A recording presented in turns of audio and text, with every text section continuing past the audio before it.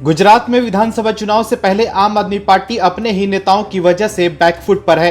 PM Modi की मां हीराबेन पर आम आदमी पार्टी के गुजरात चीफ गोपाल इटालिया की विवादित टिप्पणी को लेकर बीजेपी ने दिल्ली के सीएम अरविंद केजरीवाल पर जोरदार प्रहार किया है। इटालिया के बचाव में आना केजरीवाल को भारी पड़ गया है।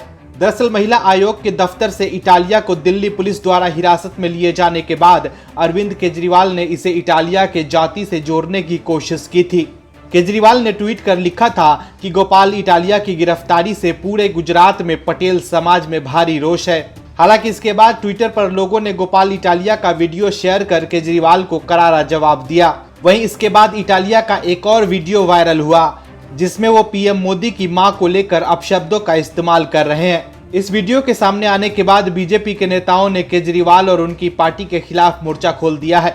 वहीं अब बॉलीवुड एक्टर और बीजेपी नेता परेश रावल ने भी अरविंद केजरीवाल को करारा जवाब दिया है। परेश रावल ने ट्वीट कर लिखा कि जो किसी की बुजुर्ग मां को गाली दे वो कतई पाटीदार तो नहीं हो सकता। परेश रावल के अलावा बीजेपी के दूसरे नेताओं ने भी केजरीवाल पर निशाना साधा है। केंद्रीय मंत्री स्मृति ईरानी ने भी केजरीवाल को निशाने पर लिया। उन्होंने कहा कि किसी की मां के अपमान का अधिकार किसी को नहीं है। ईरानी ने कहा कि गुजरात में अरविंद केजरीवाल की आम आदमी पार्टी के नेता ने प्रधानमंत्री मोदी की 100 वर्षीय मां पर दुर्भावनापूर्ण हमला किया। स्मृति ईरानी ने यह भी कहा कि शब्द भले ही इटालिया के थे लेकिन आदेश केजरीवाल का था।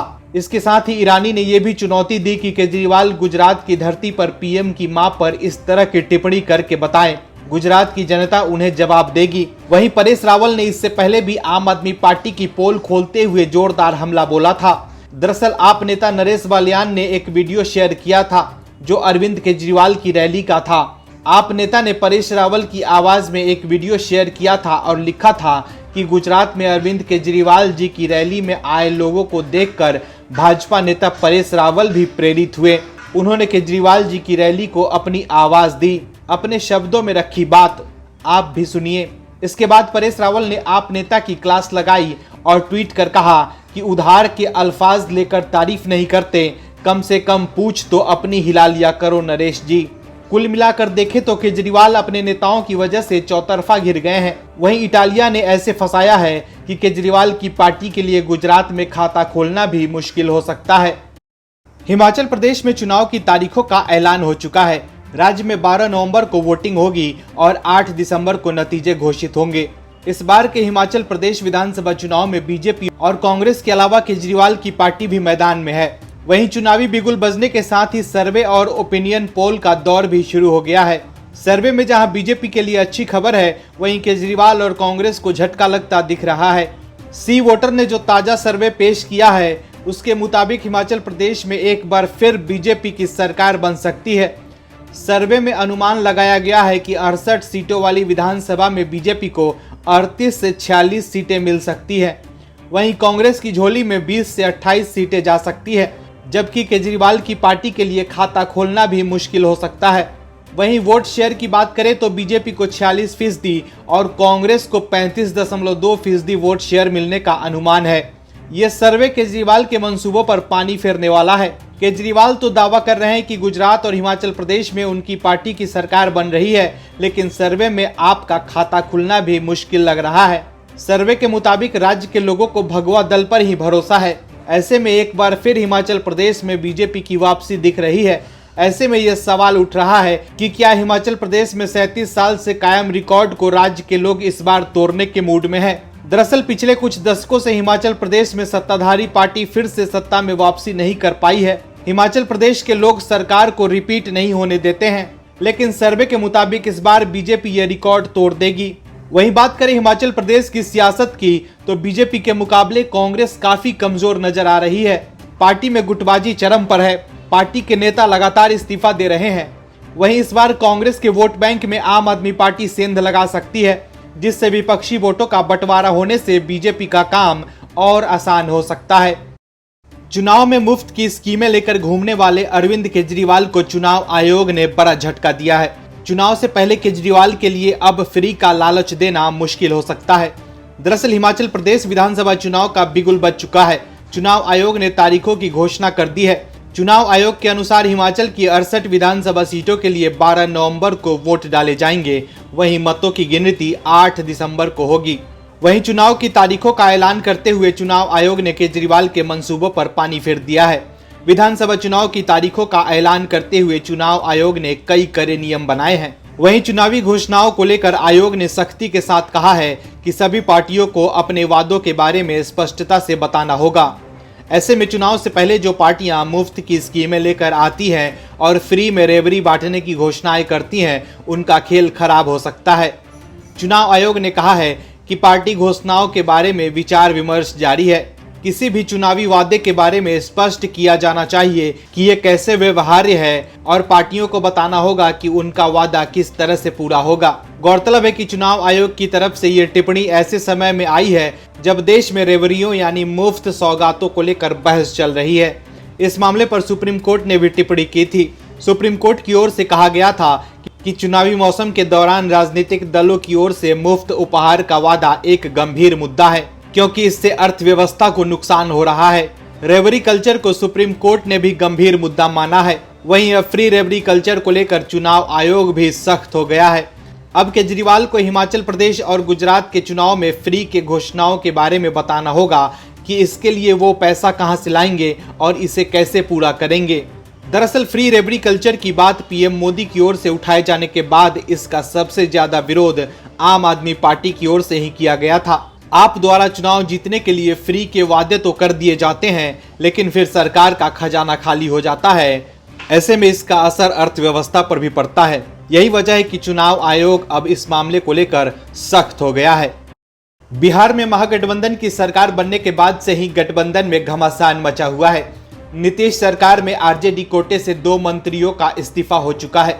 वहीं अब आरजेडी के विधायकों की सदस्यता भी जा रही है। आरजेडी के अब तक 2 विकेट गिर चुके हैं। ऐसे में सीएम नीतीश कुमार के लिए ये शुभ संकेत नहीं है। सुशासन बाबू कहे जाने वाले नीतीश कुमार की इमेज पर इसका असर पड़ सकता है। बीजेपी यह कहकर नीतीश कुमार पर हमला करती है कि वो भ्रष्टाचारियों के साथ सरकार चला रहे हैं। ऐसे में आरजेडी के खिलाफ इस तरह से कोर्ट का फैसला आना बीजेपी को नीतीश कुमार को घेरने का मौका देने जैसा है। दरअसल दिल्ली की राउज एवेन्यू अदालत ने आरजेडी विधायक अनिल सहनी को एक घोटाले में दोषी करार देने के बाद उनकी विधानसभा सदस्यता खत्म कर दी है। विधानसभा सचिवालय ने इस बाबत एक खत भी जारी कर दिया है। इस अधिसूचना में ये जानकारी दी गई है कि कुढ़न्नी के आरजेडी विधायक अनिल सहनी को एलटीसी घोटाले में दोषी करार दिए जाने के बाद उनकी विधानसभा सदस्यता समाप्त कर दी गई है। इसके साथ ही अनिल सहनी को 3 साल तक चुनाव लड़ने के लिए भी अयोग्य घोषित कर दिया गया है।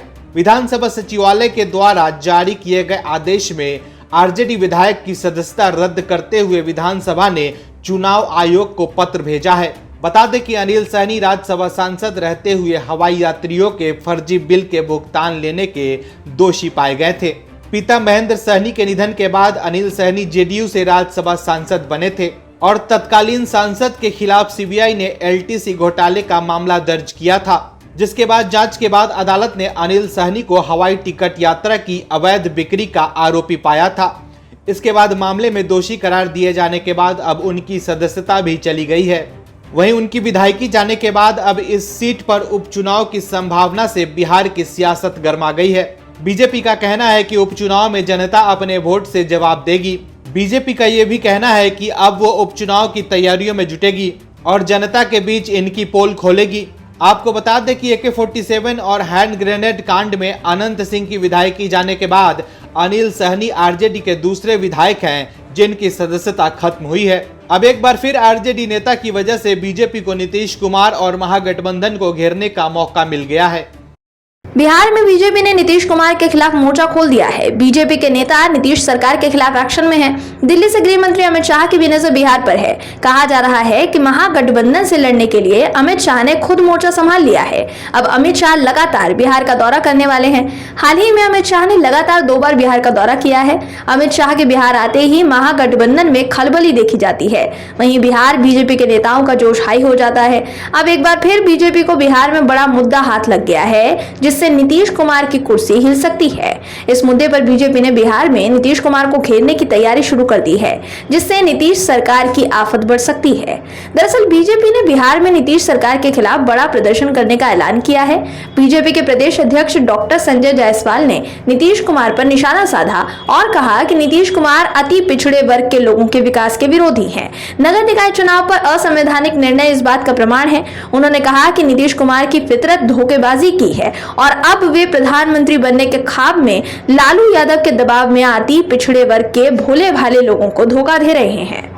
बिहार बीजेपी चीफ ने कहा कि महागठबंधन सरकार जानबूझकर चुनाव लटका रही है। वहीं संजय जायसवाल ने सीएम नीतीश को सुप्रीम कोर्ट का आदेश मानने और आयोग गठन करके नगर निकाय चुनाव कराने के लिए 30 दिन का अल्टीमेटम दिया है। वहीं इससे पहले जेडीयू ने बीजेपी को आरक्षण विरोधी बताते हुए धरना प्रदर्शन किया था। पटना के गांधी मैदान में प्रदेश स्तरीय धरना दिया गया, जिसमें जेडीयू अध्यक्ष ललन सिंह समेत अन्य नेता मौजूद रहे। जेडीयू का आरोप है कि बीजेपी पिछड़ा वर्ग के आरक्षण के विरोधी है। नगर निकाय चुनाव स्थगित होने का कारण बीजेपी की पुरानी नीतियां हैं। जेडीयू के इसी धरना प्रदर्शन के बाद बीजेपी ने नीतीश के नहले पर दहला मारते हुए महागठबंधन सरकार की पोल खोलने की तैयारी की है। बीजेपी ने कहा है कि नीतीश कुमार की इस चालाकी की पोल हम खोलेंगे और इसके लिए बिहार के सभी जिलों में बीजेपी कार्यकर्ता 17 अक्टूबर को प्रखंड मुख्यालयों पर धरना प्रदर्शन देंगे। इसके साथ ही बीजेपी कार्यकर्ता घर घर जाकर नीतीश कुमार के अति पिछड़े वर्गों को दिए गए इस धोखे की राजनीति और संविधान की अवहेलना का पर्दाफाश करेंगे। ऐसे में देखना होगा कि नीतीश अब क्या फैसला लेते हैं, लेकिन फिलहाल नगर निकाय चुनाव में आरक्षण के मुद्दे पर नीतीश सरकार घिर गई है। Bureau report OMS news. और भी वीडियोस देखने के लिए चैनल को सब्सक्राइब करें और बेल आइकन को दबाएं।